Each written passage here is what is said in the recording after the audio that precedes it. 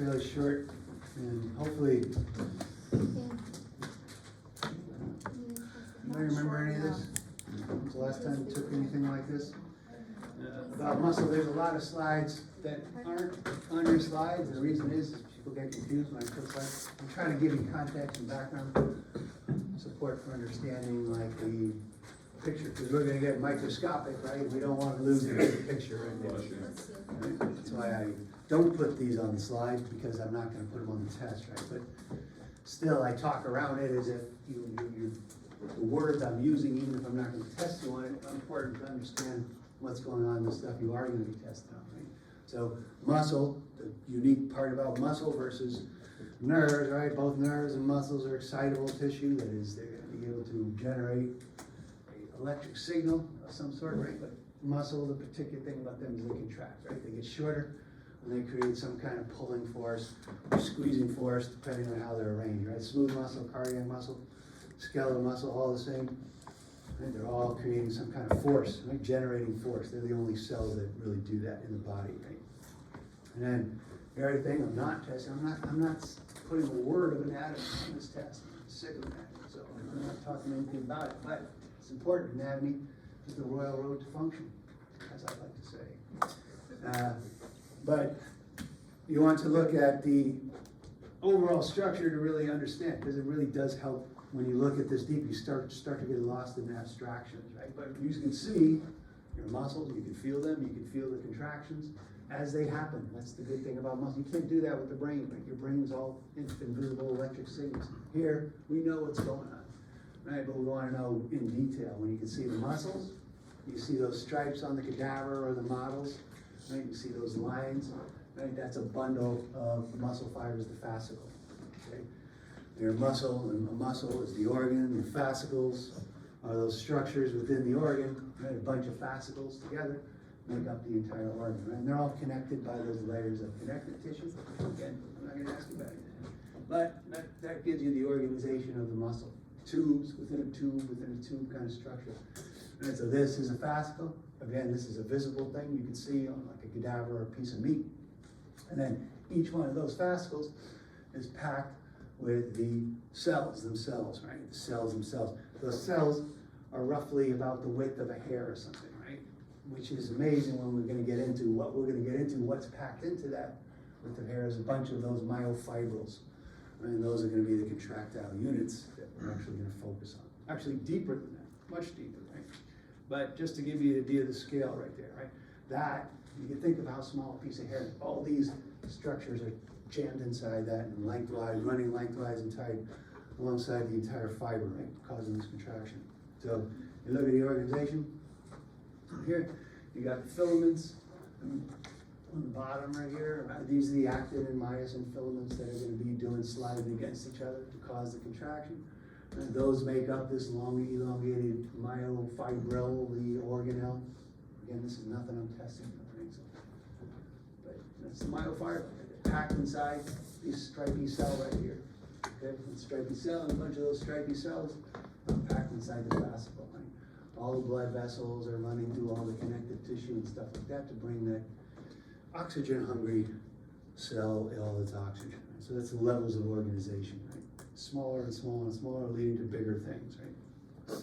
So the players inside the cell we're going to be talking about. I'll just go over these in detail, but these are the kind of players we're going to talk about. Hopefully, they have some memory, something like this. And all these organelles here, and we'll go over these in detail. We'll go over these, the important ones in detail, but that's just this. List, right? So when you look at an individual muscle cell, I said they have that stripy appearance. Right? And they're packed again with those myofibrils. And the stripy appearance is coming from those dark and light bands, right? When you look a little closer, right, you see those myofibrils, right? Those arrangements of the thick and thin filaments have arrangements of that dark and light band right there. And if you think about it, it's kind of amazing. You look at any cell under a light microscope, you see these very distinct dark and light bands. That's because all these myofibrils, and in this picture there's maybe 20, in an actual cell, in a baby cell, just born, maybe you might have 50 or something, but in an adult might have like 2,000. So all those have got to be lined up perfectly, That's not anything you have to know, but it's interesting, right? That they're all lined up very perfectly to form these dark and light bands right there. They're all lined up just perfectly, right? These are myofibrils, right, with those dark and light bands. I'm gonna look a little closer. Look at the details, and then we start to get these, see the distinction of these dark and light bands. Right? You have the Z disc, so-called Z disc in the middle of those light bands, right, where these little red lines are attached to, and in the middle of this so-called dark band, you got this dark band where all these dark, thicker bands are attached to right there. Right? And those all have names. And guess what? I'm not going to ask you what happens when the sarcomere contracts. Does the H band contract? No, I'm not going to ask you that. We're going to go beyond that because we're going deeper. Right? We're going deeper. Because all those lines that we see, we could talk about the sliding filament very totally without looking deeper. And those lines, those straight lines aren't straight lines. We've got these little nubs over here on the dark band. These things are like these wirely things right here. And there's an interaction between those dark and light bands right there. So we start to get more and more complex, those little nubs. We start looking at them, and most of your dark bands part are your myosin filaments, your thick filaments attached to the M line right here. And the tails are running lengthwise, and then the little nubs are the myosin heads. Right? That's a different part of them that's the interaction point with your actin filaments. And so we look at the interaction between these two very closely is what we're doing here. Okay, does this ring any bells? Anybody never saw this before? Never. Must have. But the other thing I want to mention, right, that's the myofibrils, these rods in here that are going to be, due to the arrangements of the actin and myosin filaments overlapping each other. But the other important thing are these blue and then yellow lines right here covering those things, kind of like a mini hot dog roll and a hot dog right there. Right? So look at those. Here's the cool thing, right? On the outside of the sarcolemma, the plasma, the excitable membrane, then you got these little holes right here. Those little holes are an extension of the sarcolemma, right? So that each one of these sarcomeres and each one of these blue things right here are covered in the so-called T-tubules, right? This is like the more three-dimensional structure that's helpful in knowing that whatever is happening in the excitable plasma membrane is going to be happening in all these tubes right here. And all those tubes are connected to these blue tubes, bags of calcium right here. Right? So these blue excitable tubes are connected to these bags of calcium, which are totally covering the sarcomere arrangement right here. Okay? That part makes sense? Again, these are the structures we're going to talk about. We're going to get deep into detail, but this is the context we're talking about right there. Okay? So those tubes, right, looking closer, right, this is the sarcoplasmic reticulum, again, the bags of calcium that are ready to be released upon the sarcomere right here, right? Upon the proper stimulation, because those sarcoplasmic reticulum are directly connected to the T-tubules, which, again, are extensions of the cell membrane, the excitable cell membrane, right? That go deep inside the cell. All right, so those are structures. Again, am I going to ask you what does the sarcoplasmic reticulum do? No, but during the whole course of things, I'm going to say they're released from the sarcoplasmic reticulum. That's what the sarcoplasmic reticulum is. It's a bag of calcium, right, for our purposes, and it's connected to these excitable parts of the membrane that extend deep inside the cell and are connected to those, right? So when we talk about the muscle contracting, what we're talking about is these units, right? From Z-band over here, getting smaller. Right? Yes? Just on the last slide, so where the T-tubule is, like, so the action potential, like the charges, like the influx of the sodium and the efflux of the potassium, that carries on through to the T-tubules. So everything, we're going to have the excitation event at the neuromuscular junction. That's going to cause a action potential throughout the entire muscle cell. Which releases the calcium. And that action potential, not yet, but the action potential is going to reach down all the way down the hall through these right here. And that's the signal eventually calcium. for the calcium, right? Again, you're jumping 23 slides ahead of me. Okay. But yeah, that's what you want to, that's where we're going to end up eventually, right? And then the bags of calcium are going to release it upon that signal, right? And then what will happen on those calcium being released are, these are going to slide against each other, right? The sliding filament theory. Again, I'm not gonna get into details about looking at how this contracts or anything. We're gonna be looking at the microscopic interactions over here, but we understand that it's more like, you think of a ladder that can expand, right? The two sections are not getting any smaller, they're just getting relative to each other, they're getting shorter, right? My two arms from here to here are the same length over here, but between my elbows, the distance gets shorter right there. These two things are just gonna be sliding against each other. That is what's going to be getting smaller, right? The two actin and myosin filaments against each other, right? So the whole so-called sarcomere from here to here is getting shorter all the way down the length of the muscle, right? That's what's creating tension, right? Lengthwise tension down the force, that's what's gonna create your pulling force. Okay? Everybody with me so far? This is all review, you're laughing at how easy this is. Come on, challenge me, Professor, you're saying. All right, but ultimately, when we're looking at those sarcomeres, when you think of your muscle contraction, any of your muscles, you can just think of it as one big sarcomere just getting smaller, right? And that's what's happening inside all your muscles. But there's, of course, if there's 2,000 myofibrils in there, and each myofibril has 1,000 sarcomeres, right? It's a bunch of these getting smaller and making this big macro change right there, okay? That's the context, right? So here, what we're actually gonna talk about is these, not quite in this order, but what happens at the neuromuscular junction to cause that excitation. A little bit we talked about yesterday, right? And then excitation, coupling of that signal to the actual contraction, and then the actual contraction, relaxation cycle, right? The interaction basically between actin and myosin, and calcium and ATP. Okay, so the whole picture, big picture stuff, it's gonna be, we're gonna have a signal coming down from a neuron, the motor neuron, releasing acetylcholine into this little space, one spot on the muscle fiber. And because the muscle fiber is an excitable tissue with voltage gated channels running all down here, that signal's gonna run through the entire muscle, run down the T-tubules. This is gonna be the signal for the calcium release. And then here, this kind of detail, right? The actual interaction, the cross bridge formation between the myosin head and the actin, and the relaxation are the steps we're gonna kind of go over in detail here. Because the other stuff is kid stuff, it's anatomy stuff, it's a joke. Just kidding. No. So all this is, right, we're gonna be looking at the details here, right? These little nubs and the interaction of these nubs interacting with these molecules right here, okay? And we're actually gonna skip a lot of stuff like Titan and other things like that and focus on some particular details, right? All which are in your learning objectives, right? So here's the interaction, right? Again, they're overlapping.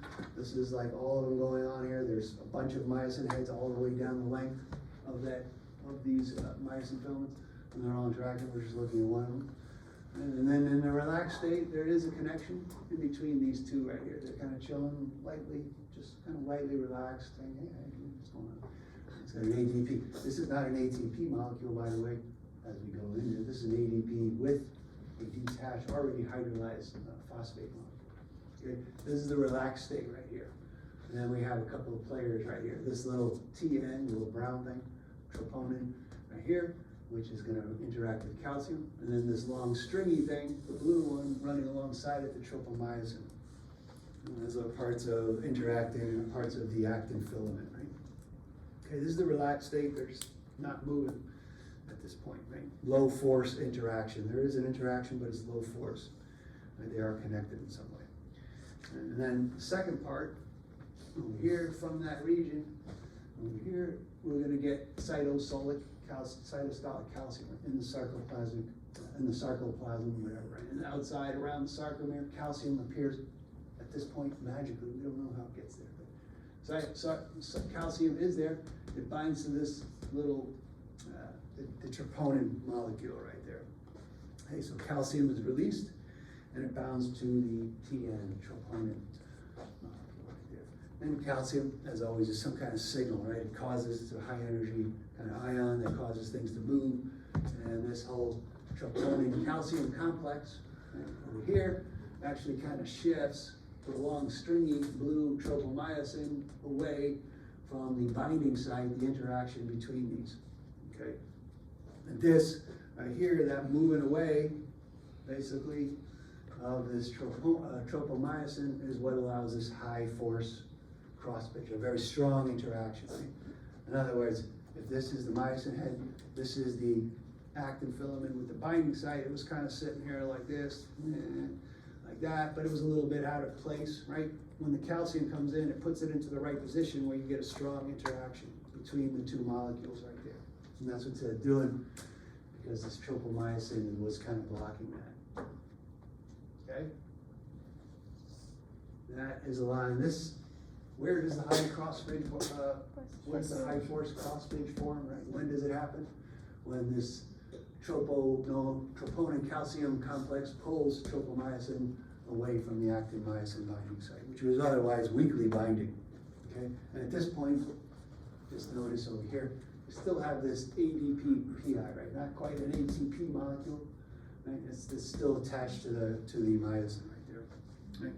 And so all this is saying what are these regulatory molecules, the troponin and the tropomyosin doing? Right? That's their purpose there, right? To receive the calcium, and then to allow or to block during the relaxation, and then to allow that high force cross bridge to form. Okay? I'm going to sit here uncomfortably for 2 seconds to digest that. Moment of silence for the submarine. Moment of silence for the submarine.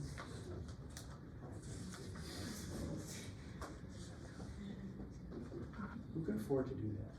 Not me. Just saying. All right, so once that happens, right, once you get that strong high force interaction to happen, right, that's when we're gonna get that movement over there, right? That's when we're gonna start to move, we're gonna get that power stroke, but we're gonna go through these cycles again and look at what's happening with ATP, but that's just where these regulatory molecules, right, beside the troponin and tropomyosin come in. These are the ones that control the interaction between them. The movement is going to be created by something else. That's where we get into ATP. Okay, so your myosin heads, right, do have that actin binding site that interacted with this little myosin binding site. Well, here, so it's got two kind of regions to the head right there, and then you have this ATP binding site. Over there, it's going to bind and actually hydrolyze ATP. So it's actually, the myosin head is actually it's actually an ATPase molecule as well as being one of these mechanical movement molecules. So it's got that property that it can bind ATP and hydrolyze it. That is, get that high energy bond out of it. Okay, that's the myosin head. So this whole state, this is what we're going to walk through as it actually forms that cross bridge right there and pulls it over right there, right? So at the first state, well, here you got what's called the rigor state, right? There's notice no ATP in this state over here, right? No ATP bound. Okay, should I write this down more slowly down a little bit? Yeah. Damn, I didn't say this earlier.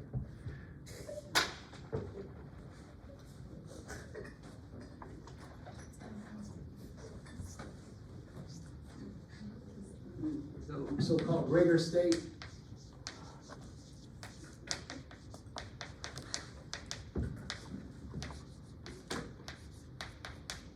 No ATP bound to myosin. Okay. When ATP binds, and this is ATP, not ADPP, right over here, that's the actual molecule, right? Normally we think of ATP, we're just using that high energy bond, but in this case, the ATP binding over here to myosin head actually decreases the affinity, right, to myosin. So next state is ATP binds, right? And again, the ATP role in this case is to decrease the affinity, to release myosin is released, right, from actin. We hadn't gotten to this point. We saw it when it was an ADP and a phosphate molecule. This is when it actually binds, right?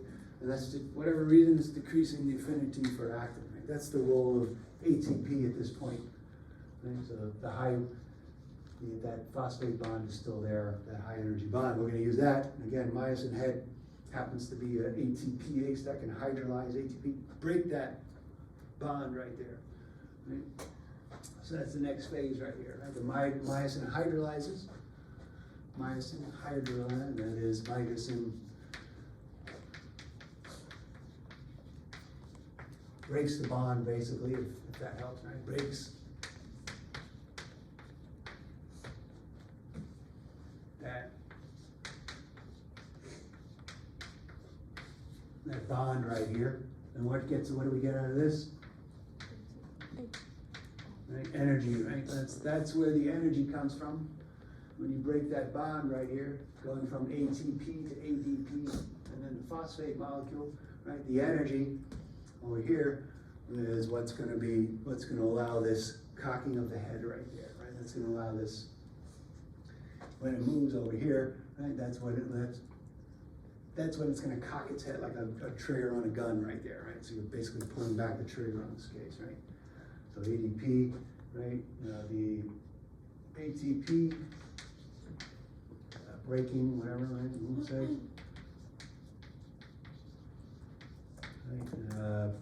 Right, makes the head swell, right? Makes it move. That's what ATP often does. It makes the molecule change conformation, right? Moves the myosin head, right? Cocks it back, as they say, right? Puts it into that ready position, ready to fire. Okay? So you notice, right, it hasn't moved back, right? The myosin head is in the back, right, ready to be pushed ahead right there, right? And the action of releasing over there of that phosphate molecule from the ADP, right, that's what allows the head to move forward. Again, we're in this position, right? It cocks back, it grabs onto it, and then it's going to pull it forward upon the release of that phosphate molecule. Right?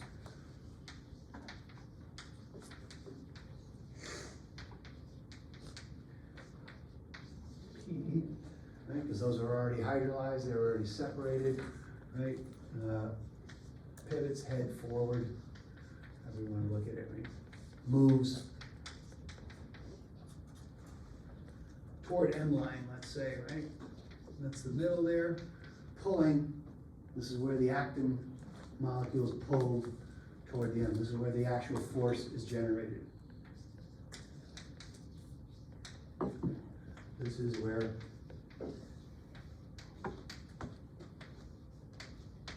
tension, force is actually generated in this paper.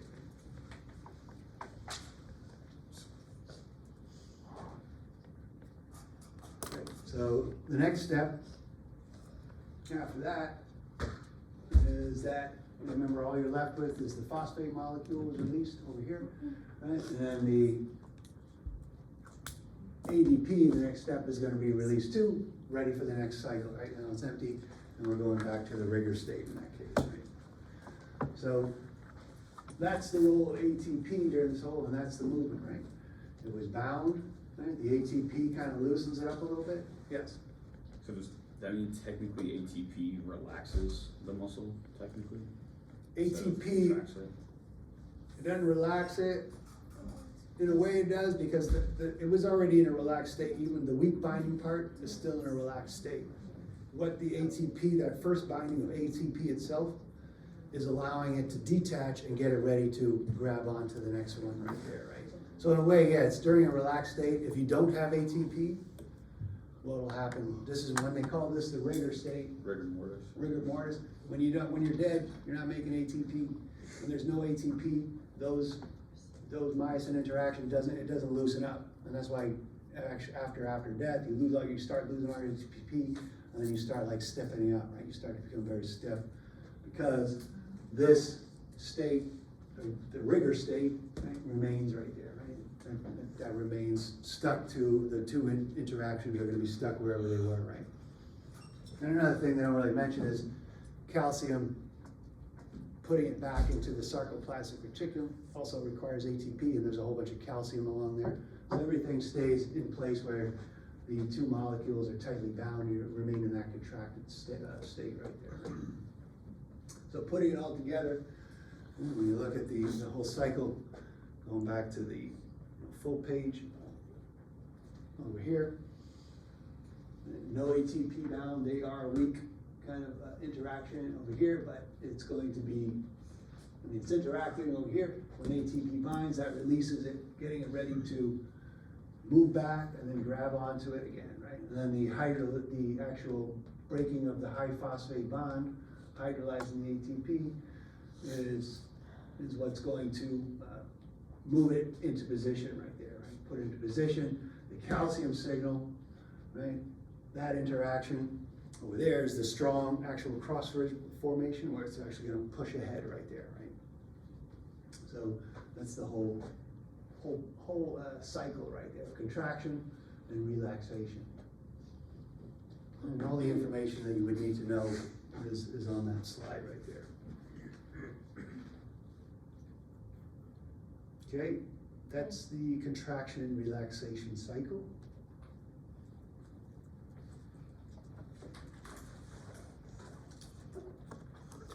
Questions?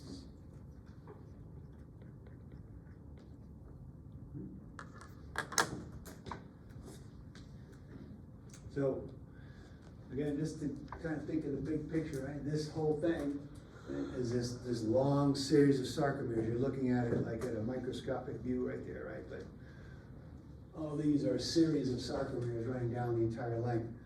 Thousands of those packed inside that little hair-sized muscle fiber right there, right? And when you see something like this, right, the whole myofibrils contracting, it's because the series, and in fact, all of these are happening simultaneously down the entire muscle, right? So all those are getting smaller right there, right? And so all that is creating that pulling force in the muscle. And so when you look at this, right, over here, these fibers, over here, the big stripy muscle fiber, it contracts, it gets smaller. It's because all those inside it are getting smaller, right? And the way they're connected to the muscle fiber, as well, and the way the muscle fiber is connected to other muscle fibers, and eventually the tendon is what's going to create that pulling force, right? Again, big picture, right? Muscle is pulling, right? Creating a pulling force. It's all because the muscle fibers are pulling, and now we know why they're getting smaller, right? Maybe. So, again, here's the relaxed muscle. The sarcomeres are in an extended position right here, right? They're out, they're not really overlapping, they haven't been pulling each other over toward that M line over here. In the contracted position, they're all squished together, right? All these are closer together all along the length of the muscle right there. Okay? So this is, I didn't have time to really go into this. I'm killing with information, but it's good to know, right? When you look at something, you want to relate the length of your muscle, right, to the length of the sarcomere, right there, ultimately, right? We can see that in a totally lengthened muscle, there will be very little overlap.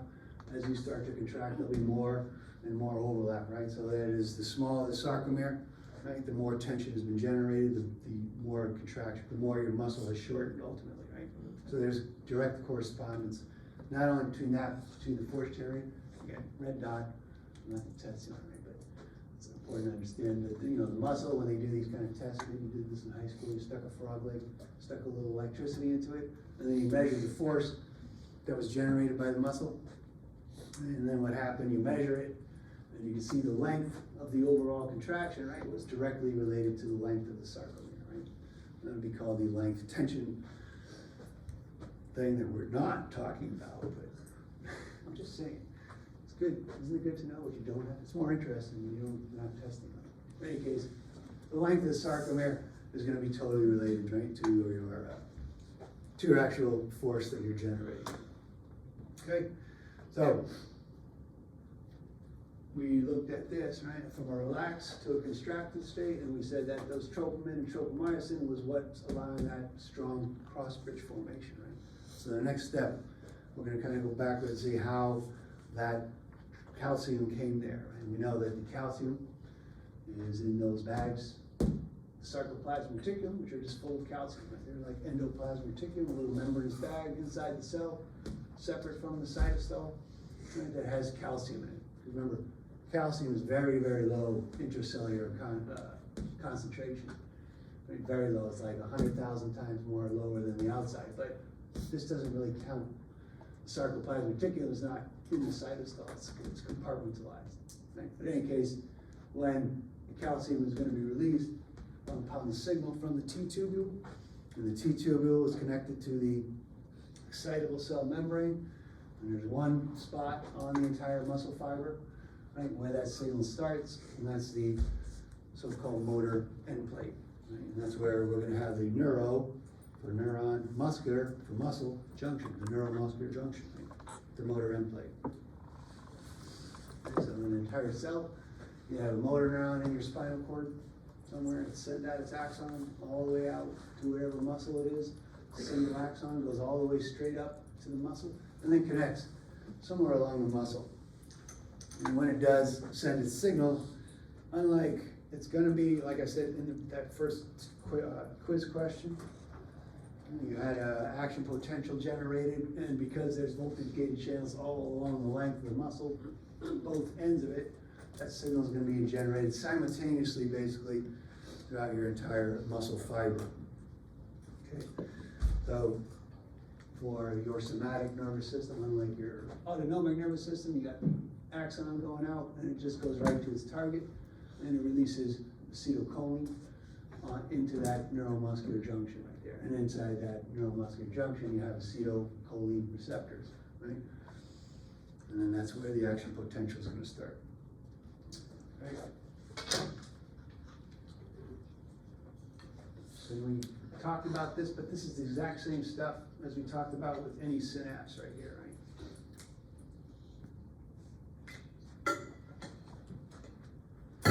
The action potential is going to move down the axon. It's going to arrive at the axon terminal, right? The action potential, and this is what happens again at any neuron, right? That is what happens at that point, right? At that point, we're going to open up. What kind of channels do you think? Say that one more time. What kind of channels over here is what kind of channels is the action potential caused to open in the terminal? The axon terminal? Oh, that's ligand gated. Before the voltage, the action potential itself in the neuron That would be cause this right here. That's the ligand gated channel. It's chemical, right? Right here, remember, all these are actually the same. The electrical signal is going to open up voltage gated because it's a change in voltage, calcium channels. The calcium is going to rush into the cell, and in this case, this is different from the calcium later down the muscle, right? This is at the neuromuscular junction. The signal, right, causes this vesicles filled with neurotransmitters to fuse with the presynaptic membrane and release its neurotransmitters into the synaptic cleft. Again, this is exactly what we talked about with the neuron, right? Neuron to neuron communication, except in this case, it's acetylcholine over here, and then the acetylcholine drifts down, and it binds to the acetylcholine receptors. Acetylcholine receptors open up the channels, okay, the sodium channels. And they're actually unspecific ones, but mostly it's sodium that's going to flow in this case. Okay, I can't remember if I have slides on this later, but in any case, moving over here, right, the action potential that moves throughout the entire muscle cell, the electrical signal, that all or none signal in this excitable membrane is moving out the entire membrane, and it's also going to travel down those T-tubules because the T-tubule is just an extension of that excitable membrane deep inside the cell. Okay, so the action potential is moving down here. And this is all over this area. Again, it's all acetylcholine, ligand-gated channels causing the sodium influx, causing that immediate, that's almost always going to cause a action potential throughout the entire cell, one cell. And then action potential moves down. This is the electrical signal. And then here, we get to these other molecules, which I'll talk about in a second, right? That are the action, where's the trigger for the action potential? Okay, so here's the steps. Over here, right? The somatic motor releases acetylcholine at the junction. Over there, right? And that causes an action potential. Okay. muscle action potential moves down the T-tubules. And these are all the steps right here, which I'll break down into individual steps right here, right? Eventually what happens to the excitation, where that excitation leads to the actual calcium release and then the actual contraction right here, right? But first, I just want to point out these two new molecules over here, right? The action potential is going to hit this spot over here, this receptor. Over here, it happens to be some kind of calcium sensor, a voltage sensor, and some say it doesn't really matter, right? But basically what it does is a sensor that detects that voltage, and it's mechanically connected to this receptor right here, right, which is a calcium release channel, right here, this RYR, right, calcium release channel right here.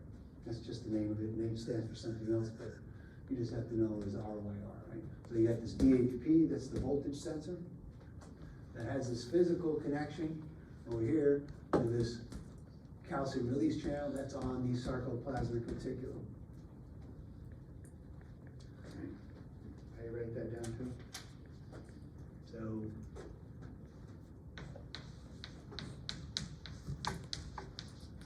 voltage sensor.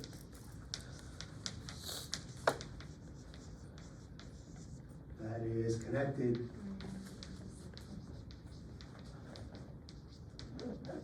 to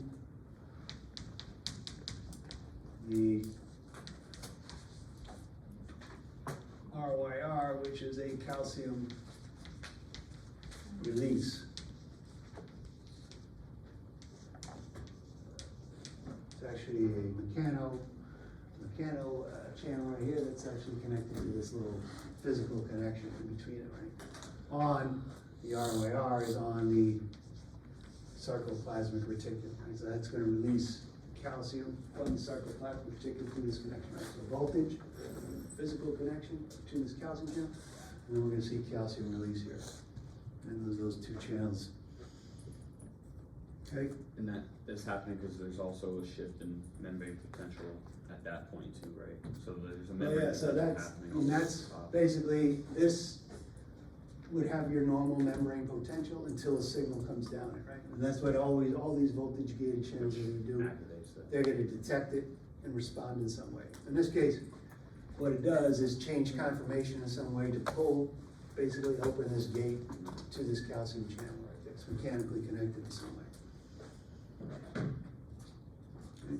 So you look at that picture, it shows everything that you would need to know on that, right? So again, action potential is running down the T-tube right here, and it's gonna change the shape, it's gonna make it move a little bit, right there. That DHP receptor, right, that voltage sensing channel right there. And then the DHP receptor, because it's mechanically linked, see that little link right there, it's opening it up. The calcium channels, that is on the sarcoplasmic reticulum, that bag of calcium right there.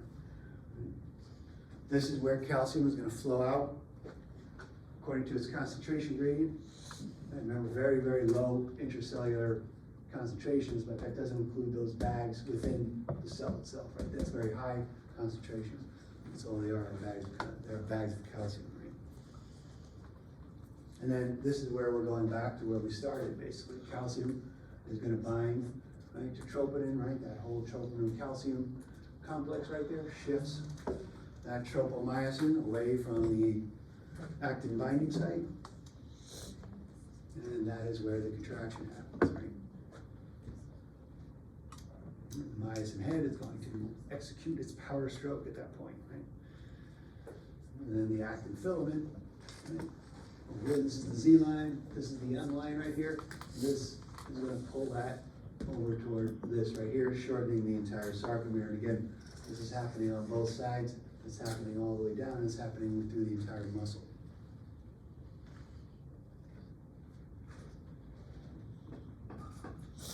Okay, so any questions on how any of this is happening, right? I mean, even if you forget it 2 minutes, you can see how it's kind of understandable, the whole sequence of events right here. This is just the minute details of what's going on, right? How they happen, right? Just relate everything in one big step right here, right? So the second part of this is a little bit about the metabolics of what's going on down here. Right? Everything that's been happening so far, we saw a couple of places, we saw ATP binding to myosin, but there's a couple of other ATP places that we want to understand right there, and where this ATP is coming from, basically, right? For the most part, we're going to look at the three kind of sources of ATP in the cell and how that gets used in different types of fibers, right? So the three places, the one we just talked about, right? Both the ATP binding to the myosin head, right? Weaken the interaction, right? That's kind of a weird role of ATP you don't normally think of. But then the second part of it is the hydrolysis, right? The breaking of that phosphate bond, right? To actually end up causing the power stroke, right there, right? So that ATP is needed in this whole contraction relaxation cycle, but an excitable membrane needs a sodium potassium ATPase pump to maintain its excitability, to maintain that membrane potential, right? To recover afterwards. So a lot of your energy and all your cells are actually going toward these sodium potassium pumps, right? That's a big source of ATP use right there, all these sodium potassium pumps. We need energy to pump these ions against the gradient to maintain the gradient. So that's going on, and there's a lot of it going on because muscle is very excitable and it's all going on, right? And the other thing is, once you release the calcium out in the cytosol, you gotta get it back in the bag right there, you gotta put it back in the sarcoplasmic reticulum. So all that is going on through this calcium ATPase pump. Right? So all the calcium is being pumped against this gradient. Right? Again, very low cytostolic information out here, and it's going to be being pumped back in here. So this is three places where if you don't have enough ATP, basically everything's ruined, right? And immediately, basically, in all three respects. So the bottom line is, muscle cells use a lot of ATP, right? And we have to get, where are we getting ATP from? There's a couple of different ways of getting ATP. Well, number one, through this pathway, the most efficient one is this aerobic respiration, right? Muscle cells have a lot of mitochondria, the powerhouse of the cell, right? A lot of mitochondria. They've also got a lot of hemoglobin, myoglobin rather, right? The oxygen carriers, right? So basically, all sources, all these energy sources, glucose from the blood. Here's glucose from the blood. There's also glycogen storage in muscles. Right? All those things are going to be used for energy, right? But if you don't have those, you have fatty acids, right? Breakdown in there that we can use, right? If we don't have that, we can start breaking down amino acids for protein. Any of these things can go inside the mitochondria and start this whole oxidative phosphorylation chain, right? This is review. I'm not going to ask particularly, I'm just saying where aerobic. What's the key players here are that aerobic respiration. When this happens, you make a lot of ATP. It happens to be a lot slower than the initial process of glycolysis, which doesn't require oxygen, right? But it's going to be the main source of ATP, right? Generating ATP. Right? So when oxygen is present, this is the preferred pathway, right? Because you make a lot of ATP, even if it's slower. What if you don't have oxygen?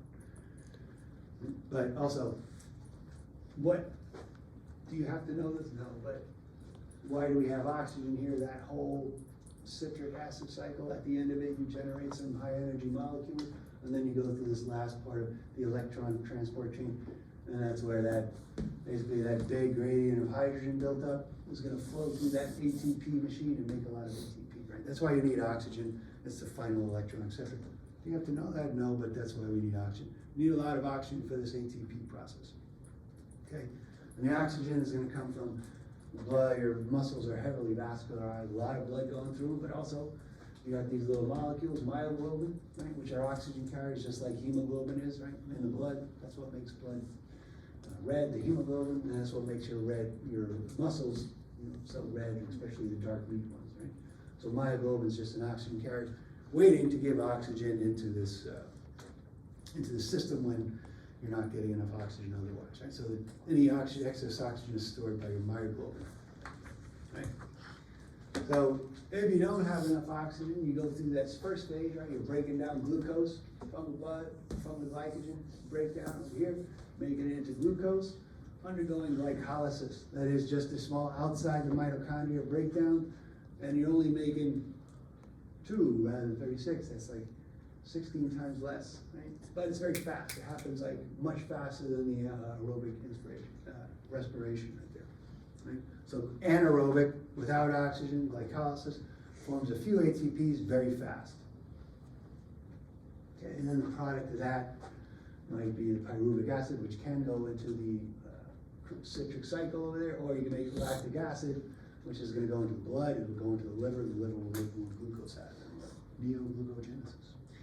In any case, the important point about anaerobic glycolysis is very slow, doesn't require oxygen, right? And the only cells in your body that are doing this is your muscle cells. Okay? Your muscle cells are the only ones that are doing this. And if you were a yeast cell, you're doing a lot, and you're making alcohol of it. Right, so the other source of those are the anaerobic respiration, both make ATP. There's also a little ATP storage machine, right? This phosphocreatine, right? Anybody take creatine? Yeah, so it's actually one of the few things that I've shown to maybe work that are normal stuff. They make you fart too. That's nice. Because these are supplements you can take.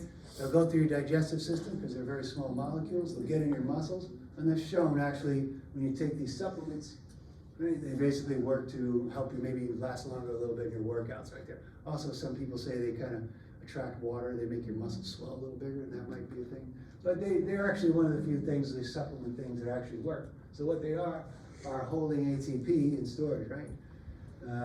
During metabolism, right? ATP, when you're not getting enough from other sources right there.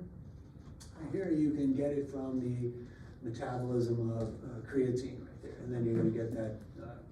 You're going to get that high phosphate bond and use it right there, right? Sorry, on this one right here, right? Taking that phosphocreatine, right, and making ATP out of it, right? When your muscles at rest and you have some excess ATP, you can store it here, right? So it's basically a storage molecule for ATP right there. Okay, so that's your other source, phosphocreatine.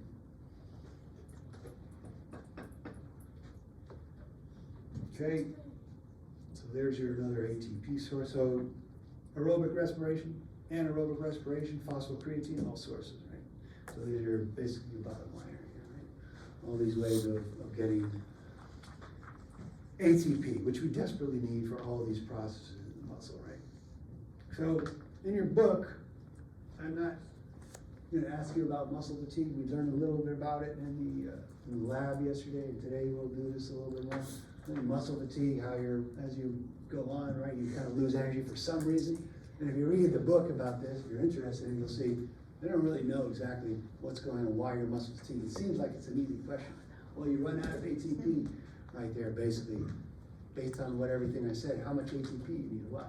But it turns out what they say in the book is that really, when they measure it, you have plenty of ATP left. You get tired for some other reason. Part of the exercise yesterday was the coaching thing where you're squeezing something and somebody said, go, go, go, and then you squeeze harder. Right? So some people say it's like this psychological thing where you're kind of protecting yourself against muscle, whatever. Basically, the book is very non-committal about what actually happens. It's not really clear why you muscles fatigue, right? Although everything I just told you, you'd think it's about ATP. And also, everything I'm about to tell you, it's going to seem like it's about ATP. So why is it about ATP? I have questions, but we're not going to answer them here. But it gets into this other questions about how different muscle fiber types use energy and how they use ATP and everything, and how they become fast or slow, right? But it is all going to be about, ultimately, ATP. So why does an ATP matter? I don't know. Right? Why doesn't energy sources matter? It's a good question. So these different fibers in your body are using different types of energy. They undergo different types of energy, right? And then a basic big categorization of the different fiber types, different types of muscle that are interspersed within any muscle. Some of them more common, some are more numerous than other ones, are the fast twitch and slow twitch muscle fibers, right? The big, fast twitch muscle fibers, and the smaller, slow switch fibers, right? And basically what we'll see is that the fast fibers are big, and they're big because they have a lot of myofibrils in them.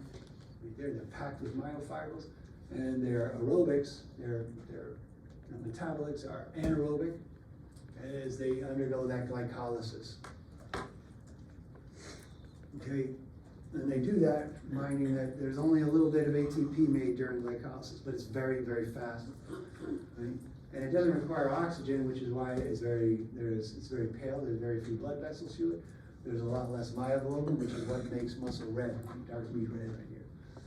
Okay, but the thing is about them, they produce very quick, powerful contractions, right? Their quickness doesn't have anything to do with the aerobics so far. It has something to do with something else, right? We'll see why that is, right? The reason why they're fast twitch muscle fibers and they generate force is they actually split ATP faster, right? There's isoform of the myosin head in these ones, which are different from the other ones, which metabolize ATP a lot faster, right? They split ATP faster. And they also pump the calcium back into the sarcoplasmic reticulum more rapidly, right? This is what makes a fast twitch fiber a fast twitch fiber. They just develop tension much faster. Okay? That's the reason why they call them fast twitch fibers. Now you know. Right? But because there's no oxygen, because there's very few ATP, even though ATP doesn't matter, but according to the book, they tire out more, but they fatigue more quickly. Doesn't that seem weird? It does, if you think about it. If you read the book, you can see what I mean. All this is about having enough ATP so you don't tire out. The whole idea about fast twitch fibers, that they tire out easier, right? And because of, basically they only have a little supply of ATP. All right. Slow fibers, on the other hand, right? They're much smaller. They're much smaller because they have less myofibrils packed inside them. Less myofibrils packed inside. And they're darker red. The dark meat comes from the fact that they have a lot more blood vessels going to them. They have a lot more myoglobin, which means more oxygen, more glucose ultimately. And that's why they can undergo that aerobic restoration, right? But they're slower, right? And basically it's the same reasons why the other one's fast, right? They hydrolyze ATP slower. They don't pump it back, so the whole dynamics inside is a lot slower, right? But the thing is, because they have a lot of ATP floating around from that aerobic respiration, they can last a lot longer. Okay? Those are the slow fibers in your body, right? And those are the two basic types, fast and slow. And then there's that intermediate one, which undergoes both processes. And over here, and so between a marathon run, we're not really going to talk too much, right? You have a lot of the slower ones, right? Which makes you allow to run, right? Your muscles aren't very big, but you can run 25 miles, no problem, right? And whereas if you're a sprinter, which means a very short distance, very powerful burst of energy, but you're going to tire out quickly, right? You're going to have those big, fast ones over there. I'm ahead of schedule today. Okay, so between those, though, what the interesting thing is, the intermediate ones, right, they can undergo both processes and they'll kind of switch, but if you start training for aerobic exercise, you'll start to switch those intermediate ones toward one or the other. If you're doing heavy weightlifting and stuff like that, then you go from this to this. If you're doing a lot of long distance running, biking, you'll go from this to this, basically. Those are going to respond to whatever you're doing on a normal basis right there. Those intermediate ones right there. All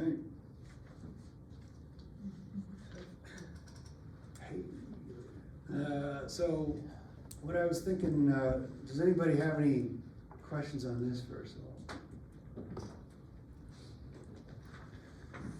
So it's 8:55 right now. Anybody wants to stick around? I think I'll start live at like 9:30 or something, but anybody wants to stick around right now, have any questions that they want to go over, then we can do that. If you have specific questions, stick around here and we'll go over stuff. Otherwise, I'll see you at, I'll be up there around 9:30 or something.